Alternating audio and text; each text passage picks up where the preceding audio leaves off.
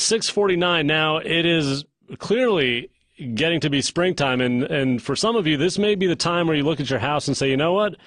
Let's do it. Let's upgrade the kitchen. Let's finally upgrade this bathroom. The question is, though, are you actually going to be able to recoup the money that you put into your remodeling? Well, let's find out from Stephan Sardone. He's a home remodeling expert. SardoneConstruction.com. SardoneConstruction.com.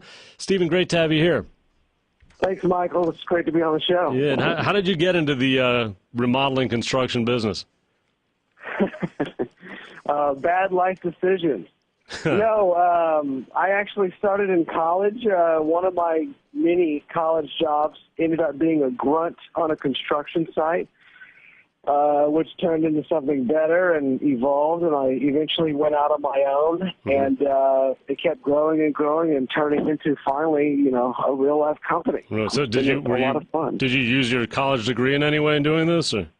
No, my degree's in theology. No kidding. So maybe I use it every day. Maybe I don't. I don't know. And in terms of the kinds of remodelings you're involved in, what kinds of things do you do then?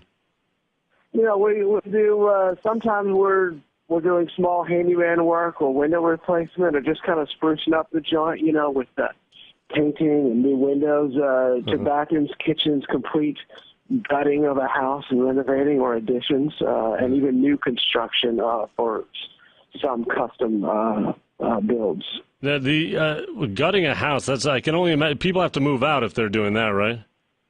I think people should move out for pretty much any remodel, but yes, especially that when there's nothing left. It's like you're living in a tent full of dust. For any remodel, is there a time range? Like if it's over a week, they should move out, or what's the parameters on that? I think a lot of our clients end up staying for a bathroom or a kitchen.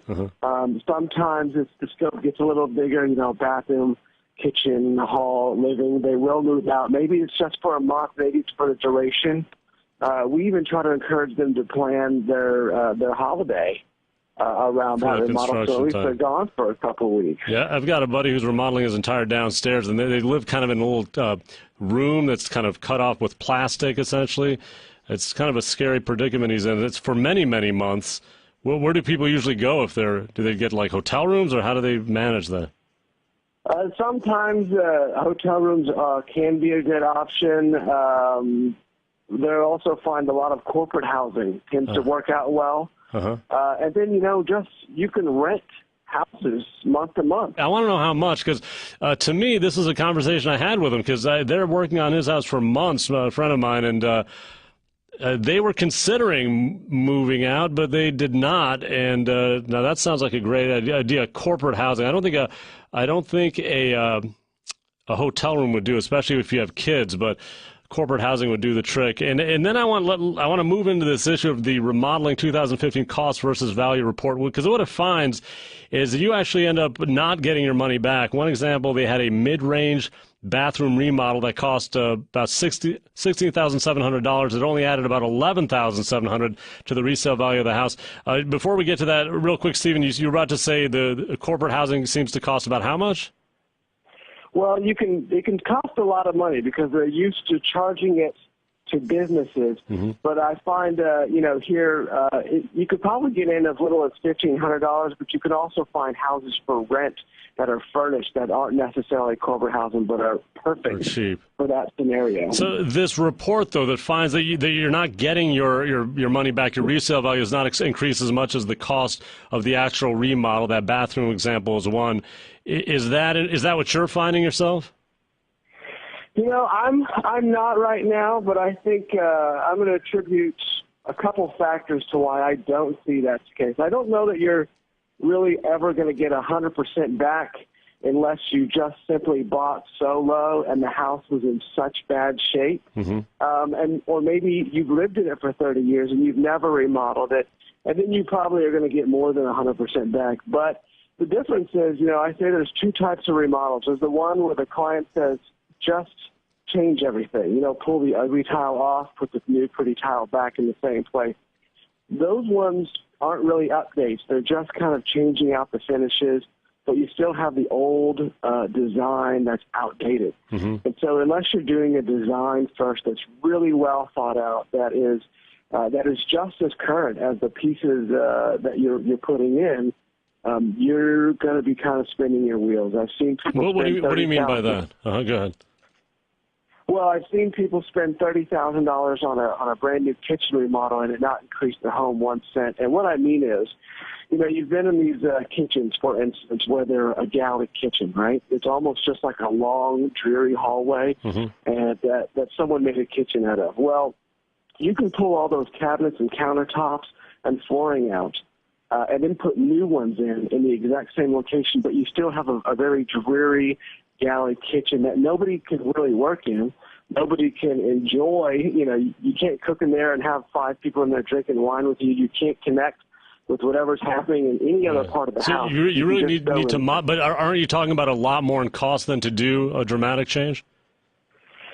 I think if you're going to remodel it, you're probably not talking about too much more cost. You are, I would say, adding a design fee to that. And you are adding the potential of maybe moving a wall or moving some things around like plumbing or gas lines that you weren't thinking about.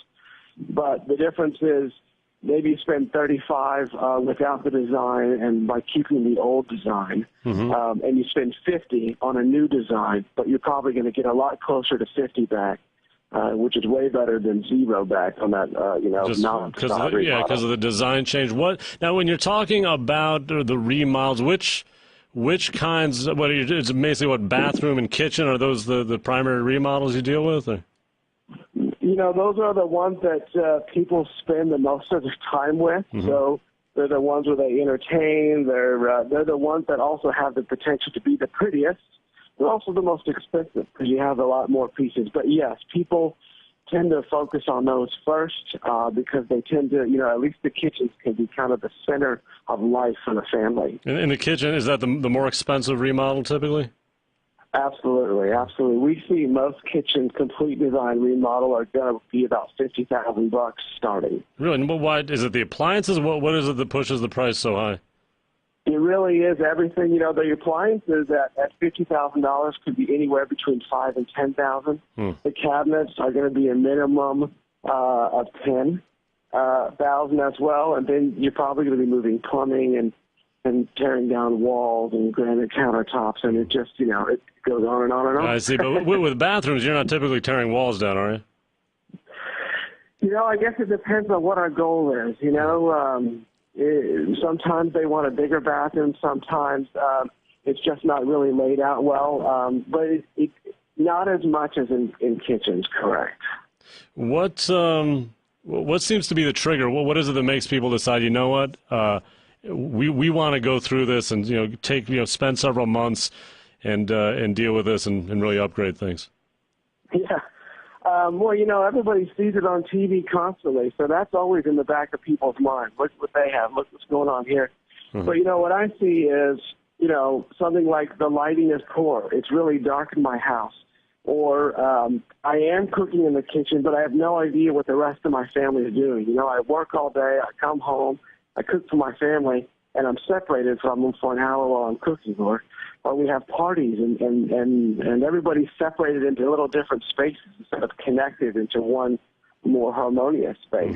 We see it inconveniencing people's family and social life, and these are driving the changes that they make.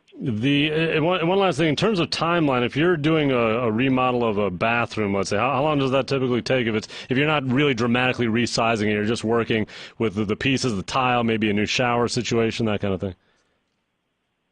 Most bathrooms can be from start to finish done in under 3 weeks. Construction-wise, designs could be a little more on the front end, but you don't need to tear up your bathroom for design. 3 weeks in and out. In the kitchen, what's the time? Is that about the same or more?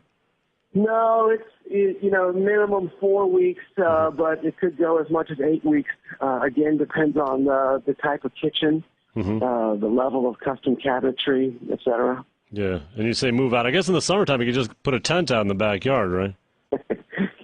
Maybe not in Texas, but in a lot of places, absolutely. Stephan Sardone, SardoneConstruction.com, SardoneConstruction.com, home remodeling expert down in Texas.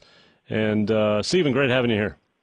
Thanks so much, Michael. I loved it. Yep. Let's talk again. 6:59. Look, that's it. We're out of here. We're back 6 p.m. tomorrow. Have a good night. Bye-bye.